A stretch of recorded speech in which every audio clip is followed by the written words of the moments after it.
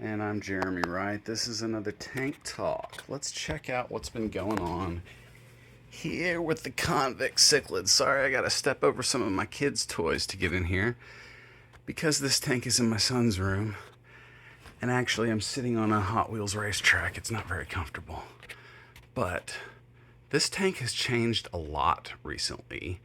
So let me tell you about what has happened. This is Tank B. It's a 29-gallon Convict Cichlid tank. Obviously, they're breeding in here. There are two mated pairs that seem to be doing kind of okay, but they have just utterly ravaged this formerly lush planted tank. And it's basically just hardscape now. The hang-on back is kind of clogged. I need to get in there, rinse that thing off, do a bit of tank maintenance. Let's see if we can get a focus on it rather than the fishy. And yeah, it's just time to do a little bit of tank maintenance here. The water quality, let's talk about that. I did some water testing Tuesday of this past week. Today's Saturday, and kind of let me know that the GH was kind of high. Now, nitrates were only about 10 ppm, not terrible. Higher than I want, higher than most of my other tanks. Two of my small ones get up to about 15, but 10's kind of high for this tank. I feed a lot because there are baby fish growing in here, so it's probably time. You know what? I'll just do it while I'm recording. We're gonna grab some Little Crushed Flake. Now this is what I'm feeding this round. I mix up the diet pretty often, but this is omega-1 cichlid flakes, kind of the end of the barrel here. So what I'm doing is just getting the small stuff that's in the bottom of the can and feeding the little guys. So I'm doing this one-handed now, so probably gonna make a mess, but generally I give them this stuff along with another thing of flake for the adults to eat, but little bitty stuff that goes flying through the water. And I'm trying to get the last of it. Now, it looks like it's going everywhere. It is going everywhere, but it's actually not that much fish food. It's just pulverized. And that kind of drives the big ones crazy. They're trying to gobble the stuff up, but the little ones actually get a chance at it this way. So basically, small flakes, all fish can eat, but big flakes, not all fish can eat. So that's kind of the concept behind giving them the crushed stuff. Fry in general can do crushed flake just fine. So the plants in here, basically the only things that have survived, I just added the pothos stem like 2 days ago, maybe even yesterday, but I gave a good bit that was already growing underwater in another tank. Sorry, I had to get off that Hot Wheels thing. After I sat back down from the feeding, it just wasn't very comfortable. So the pothos has some roots on it. They'd already been growing underwater. This isn't going to have to do any kind of slow down phase, rearrange. It's already used to this. It actually has a little more nitrate in this tank than it did in the other, so the plant will probably grow quite well. It was growing in a 55, what I call tank A. It's in my living room. So yeah, that's just the pothos stem. Let's talk about the other plants. Java fern has survived the convict cichlids. Siswasertang has survived the convict cichlids. Now you can see this one, that Java fern was just moving. In other words, it's cast around. The fry, I'm going to zoom. The fry are still able to get plenty in here. And you can see this is about it looks like it's just 2 batches of the fry that have made it. The largest of the 2 batches, I believe. But the fish are acting like they want to breed, zooming out. They have really done a number on the tank. And if you look down, okay, just hard to find a good position for myself. So if you look down in here, see how there's just a lot of digging that has gone on. So this pair digs out from over here. They utterly destroyed. I had some really nice looking and fairly old Nymphaea stellata lotus, dwarf lotus plants that were, there was a bulb in here and a bulb over there. They were doing really well. There was a ton of Rotala growing in the back, and they just ripped it all up. There's a little bit left, but I probably need to just move the bits that I've got into other areas, maybe other tanks. So this stuff, zooming out, so this stuff will just have a chance. I don't like, there's a stem there. Doesn't look like it's doing too well, but whatever, I'll let it hang out. Back in the back, there are a few pieces. I don't even think, yeah, there's one that's actually going down to the substrate. The substrate on this tank, I'm gonna zoom just a bit, stratifies, and while the lights are off in this room, you can still kind of tell the sand has an area, first off, where light can penetrate. So this barrier here, it's not just that it's dirt down there, that's how far the light penetrates through the sand. They're like these little, silica dioxide or whatever grains. Light goes through them a bit. Then it gets cast away and dispersed each time it goes through one grain, and it only makes it down so far. Doesn't make it as far through gravel. So the areas where the convicts haven't been digging and rearranging, you can see I had gravel that was dispersed a little above the sand. This is pool filter sand. The reason I use pool filter sand and have a preference for it is the size of the granules, the actual size of them. They allow stuff to penetrate. Now, with the addition of these convicts, things just changed a lot. This tank did have Malaysian trumpet snails. It did have a lot more plants, but the snails especially did a good job of keeping the stuff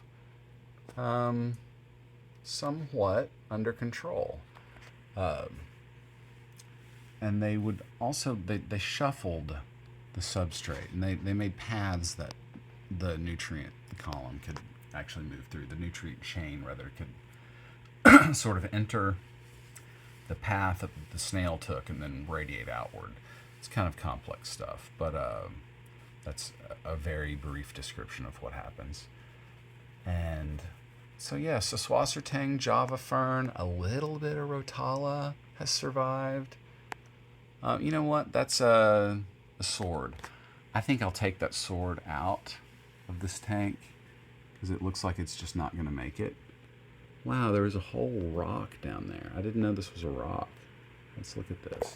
The thing on the left is what I'm describing. That looks like a rock that was up there that has tumbled down probably when they were doing some excavating. And I just left it. I was like, you know what? They're just going to keep doing this. So we're zooming back to 1. And boom.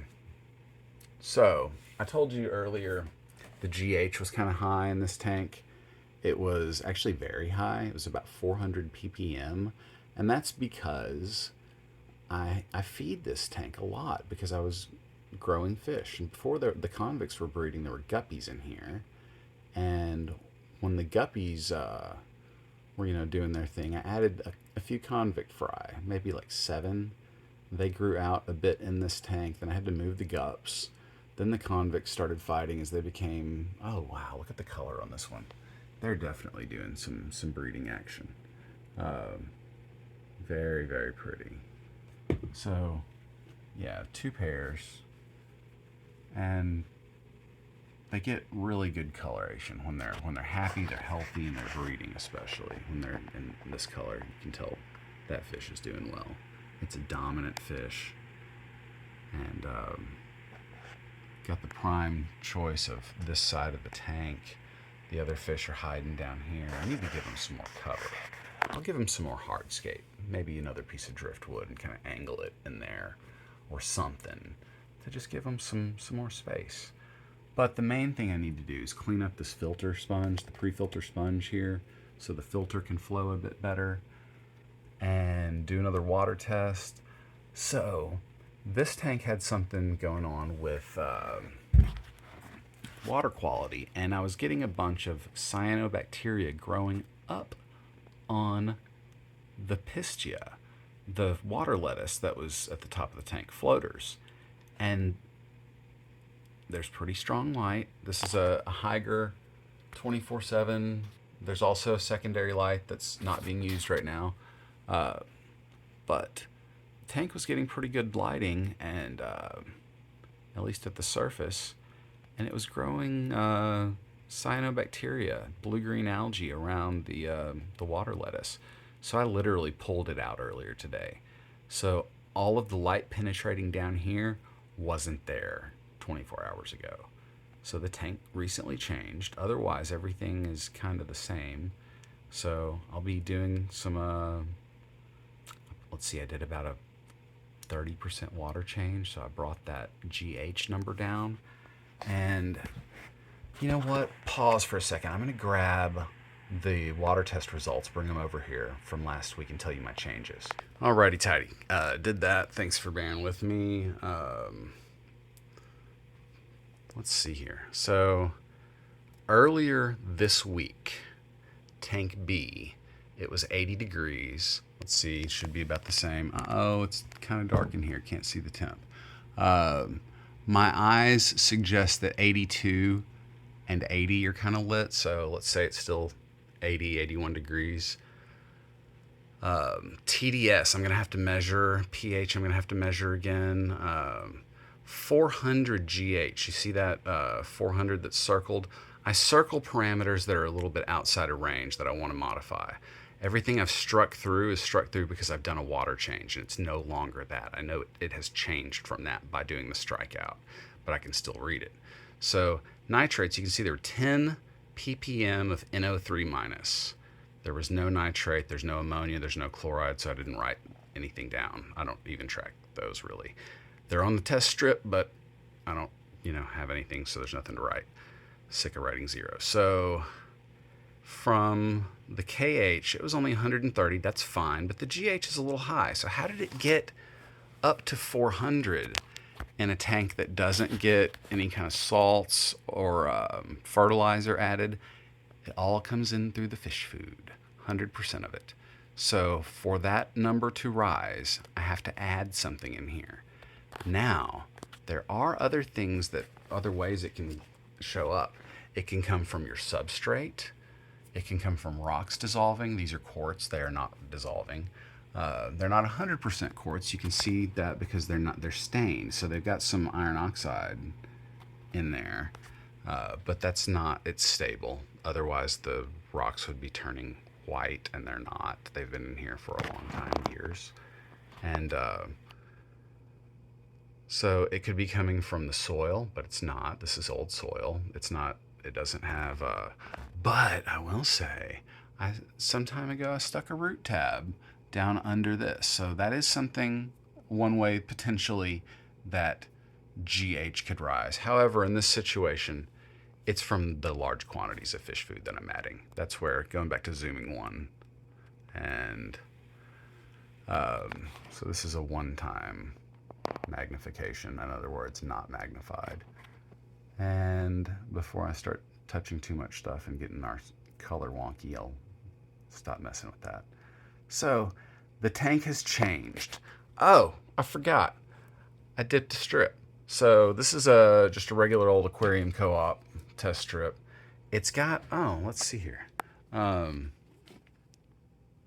It's got a little bit, you can't hardly see it, but that top panel is just a little bit pink. Let me see if I can put it in some lighting where I can line it up and match it.